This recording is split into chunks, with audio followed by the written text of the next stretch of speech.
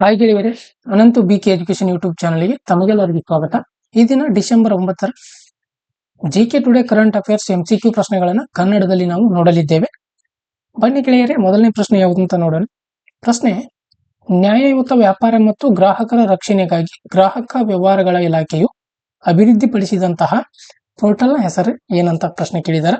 ಈ ಪೋರ್ಟಲ್ನ ಹೆಸರು ಏನಂತ ಕೇಳಿದಾರೆ. ಇದಕ್ಕೆ ಸರಿಯಾದಂತಹ ಉತ್ತರ ಆಪ್ಷನ್ ಬಿ, ರಾಷ್ಟ್ರೀಯ ಕಾನೂನು ಮಾಪನಶಾಸ್ತ್ರ ಪೋರ್ಟಲ್.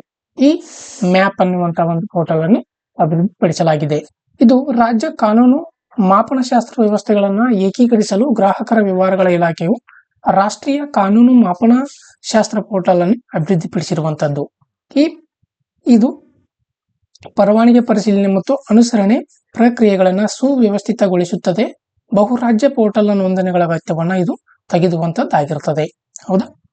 ಇನ್ನು ಮುಂದಿನ ಪ್ರಶ್ನೆ: ಯಾವ ರಾಜ್ಯ ಅಥವಾ ಕೇಂದ್ರಾಡಳಿತ ಪ್ರದೇಶ ಅಂತಾರಾಷ್ಟ್ರೀಯ ಗೀತಾ ಮಹೋತ್ಸವವನ್ನು 2024 ಆತಿಥ್ಯವನ್ನ ವಹಿಸಿತ್ತು ಅಂತ ಪ್ರಶ್ನೆ ಇದೆ. ಇದಕ್ಕೆ ಸರಿಯಾದಂತ ಉತ್ತರ ಆಪ್ಷನ್ ಸಿ, ಹರಿಯಾಣ ಸರಿಯಾದಂತ ಉತ್ತರ. ಹರಿಯಾಣ ರಾಜ್ಯದ ರಾಜ್ಯಪಾಲರಾದಂತಹ ಬಂಡಾರು ದತ್ತಾತ್ರೇಯ ಅವರು ಹರಿಯಾಣದ ಕುರುಕ್ಷೇತ್ರದಲ್ಲಿ ಡಿಸೆಂಬರ್ 5, 2024 ಅಂತಾರಾಷ್ಟ್ರೀಯ ಗೀತಾ ಮಹೋತ್ಸವವನ್ನು ಉದ್ಘಾಟಿಸಿದರು. ಈ ಹಬ್ಬವು ಶ್ರೀಮದ್ ಭಗವದ್ಗೀತೆಯ ಜನ್ಮವನ್ನು ಆಚರಿಸುತ್ತದೆ. ಇಲ್ಲಿ ಮಹಾಭಾರತದ ಯುದ್ಧದ ಸಂದರ್ಭದ ಸಮಯದಲ್ಲಿ ಶ್ರೀಕೃಷ್ಣನು ಅರ್ಜುನನಿಗೆ ಸಲಹೆ ನೀಡುವಂತಹ ಸ್ಥಳವಾಗಿರುವುದರಿಂದ ಆಚರಣೆ ಮಾಡ್ತಾರೆ. ಇನ್ನು ಮುಂದಿನ ಪ್ರಶ್ನೆ: ಓಮನ್ನ ಮಸ್ಕತ್ನಲ್ಲಿ ನಡೆದ ಪುರುಷರ ಹಾಕಿ ಜೂನಿಯರ್ ಏಷ್ಯಾ ಕಪ್ 2024 ಪ್ರಶಸ್ತಿಯನ್ನ ಯಾವ ದೇಶವು ಗೆದ್ದಿದೆ ಅಂತ ಪ್ರಶ್ನೆ ಇದೆ. ಇದಕ್ಕೆ ಸರಿಯಾದಂತ ಉತ್ತರ ಆಪ್ಷನ್ ಎ, ಭಾರತ ಸರಿಯಾದಂತ ಉತ್ತರ.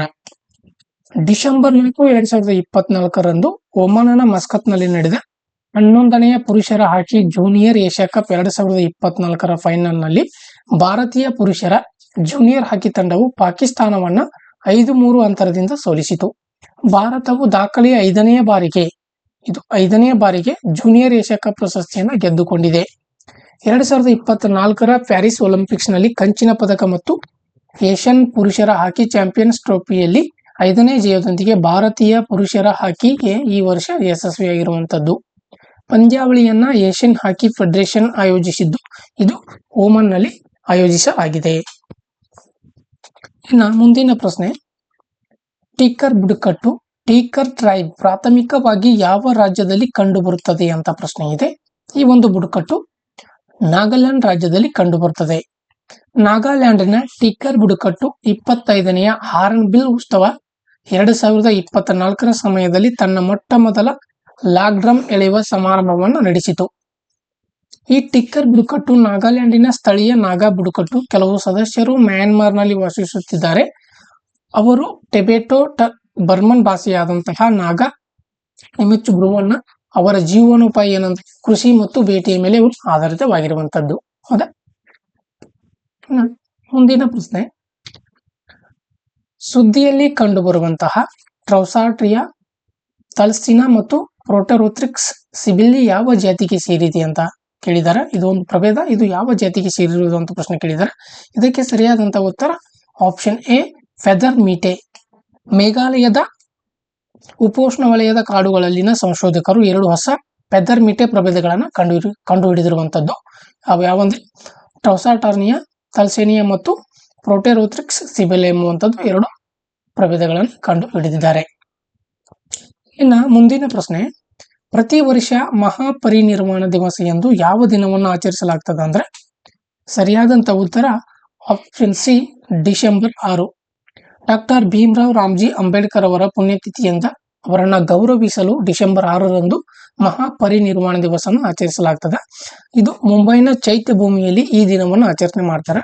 ಅಲ್ಲಿ ಅನುಯಾಯಿಗಳು ಅವರಿಗೆ ಗೌರವವನ್ನು ಸಲ್ಲಿಸಲು ಸೇರಿರ್ತಾರೆ. ಈ ಅಂಬೇಡ್ಕರ್ ಅವರು ಸಾಮಾಜಿಕ ನ್ಯಾಯ, ಸಮಾನತೆ ಮತ್ತು ಭಾರತೀಯ ಸಂವಿಧಾನದ ಕರಡು ರಚನೆಯಲ್ಲಿ ತಮ್ಮ ಪಾತ್ರಕ್ಕೆ ಹೆಸರುವಾಸಿಯಾಗಿದ್ದಂಥವರು. ಈ ಮಹಾಪರಿನಿರ್ವಾಣ ಎಂಬುದು ಏನಂದ್ರ ಬೌದ್ಧ ಧರ್ಮದ ಪರಿಕಲ್ಪನೆ ಮತ್ತು ದುಃಖ ಮತ್ತು ಸಾವಿನಿಂದ ಅಂತಿಮ ವಿಮೋಚನೆಯನ್ನು ಸೂಚಿಸುವಂತದ್ದಾಗಿದೆ. 1956 ಅನೇಕ ಅನುಯಾಯಿಗಳೊಂದಿಗೆ ಬೌದ್ಧ ಧರ್ಮಕ್ಕೆ ಅಂಬೇಡ್ಕರ್ ಅವರು ಮತಾಂತರಗೊಂಡಿರ್ತಾರೆ. ಸೊ ಆ ಕಾರಣಕ್ಕಾಗಿ ಇದನ್ನು ಆಚರಣೆ ಮಾಡ್ತಾರ. ಇನ್ನ ಮುಂದಿನ ಪ್ರಶ್ನೆ, ಸುದ್ದಿಯಲ್ಲಿ ಕಂಡು ಬಂದಂತಹ ಪುನ್ಸ್ಟಾಂಗುಚ್ 2 ಜಲವಿದ್ಯುತ್ ಯೋಜನೆಯು ಯಾವ ದೇಶದಲ್ಲಿ ಇದೆ ಅಂತ ಪ್ರಶ್ನೆ ಕೇಳಿದಾರ. ಹೌದಾ, ಇದು ಭೂತಾನ್ ದೇಶದಲ್ಲಿರುವಂತದ್ದು. ಭಾರತ ಮತ್ತು ಭೂತಾನ್ ಜಲವಿದ್ಯುತ್ ಯೋಜನೆಗಳ ಕುರಿತು ಇತ್ತೀಚೆಗೆ ಚರ್ಚೆ ಮಾಡಿರ್ತಾವ. ಇದರಲ್ಲಿ 1020 ಮೆಗಾವ್ಯಾಟ್ ಪುನ್ಸಾಂಗುಚ್ಚು 2 ಯೋಜನೆಯು ಪೂರ್ಣಗೊಳ್ಳುತ್ತಿದ್ದು, ಭೂತಾನ್ ಮತ್ತು ಭಾರತದ ನಡುವಿನ ಅಂತರ ಸರ್ಕಾರಿ ಒಪ್ಪಂದದ ಅಡಿಯಲ್ಲಿ ಇದನ್ನು ಅಭಿವೃದ್ಧಿಪಡಿಸಲಾಗಿದೆ.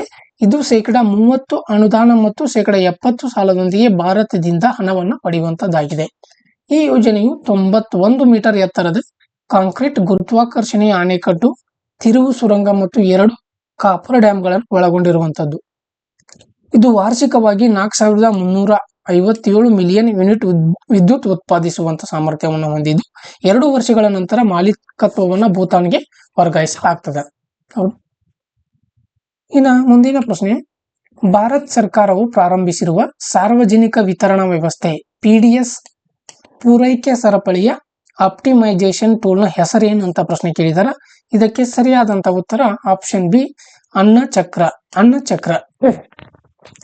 ಸಾರ್ವಜನಿಕ ವಿತರಣಾ ವ್ಯವಸ್ಥೆ PDS ಪೂರೈಕೆ ಸರಪಳಿಯನ್ನು ಅತ್ಯುತ್ತಮವಾಗಿಸಲು ಕೇಂದ್ರ ಸಚಿವರು ಅನ್ನಚಕ್ರ ಮತ್ತು ಸ್ಕ್ಯಾನ್ ಪೋರ್ಟಲ್ ಅನ್ನು ಪ್ರಾರಂಭಿಸಿದರು. ಇದು ವಿಶ್ವ ಆಹಾರ ಕಾರ್ಯಕ್ರಮ ಮತ್ತು IIT ದೆಹಲಿಯೊಂದಿಗೆ ಅಭಿವೃದ್ಧಿಪಡಿಸಲಾಗಿದ್ದು, ಇದು ಮಾರ್ಗದ ಆಪ್ಟಿಮೈಸೇಷನ್ ಮತ್ತು ಸಮರ್ಥ ಆಹಾರ ಧಾನ್ಯ ಚಲನೆಗಾಗಿ ಸುಧಾರಿತ ಅಲ್ಗಾರಿದಮ್ಗಳನ್ನು ಬಳಸುತ್ತದೆ. ಇದು 30 ರಾಜ್ಯಗಳಿಗೆ ಆಪ್ಟಿಮೈಸೇಷನ್ ವಾರ್ಷಿಕವಾಗಿ 250 ಕೋಟಿಗಳಷ್ಟು ಸಂಭಾವ್ಯ ವೆಚ್ಚ ಉಳಿತಾಯವನ್ನು ತೋರಿಸುವಂತದ್ದಾಗಿದೆ. ಇನ್ನು ಮುಂದಿನ ಪ್ರಶ್ನೆ, UNCCD COP16ರಲ್ಲಿ ಪ್ರಾರಂಭಿಸಲಾದ global strategy for resilient drylands ಉಪಕ್ರಮದ ಪ್ರಾಥಮಿಕ ಒಂದು ಉದ್ದೇಶ ಏನಂತ ಪ್ರಶ್ನೆ ಕೇಳಿದ್ದಾರೆ.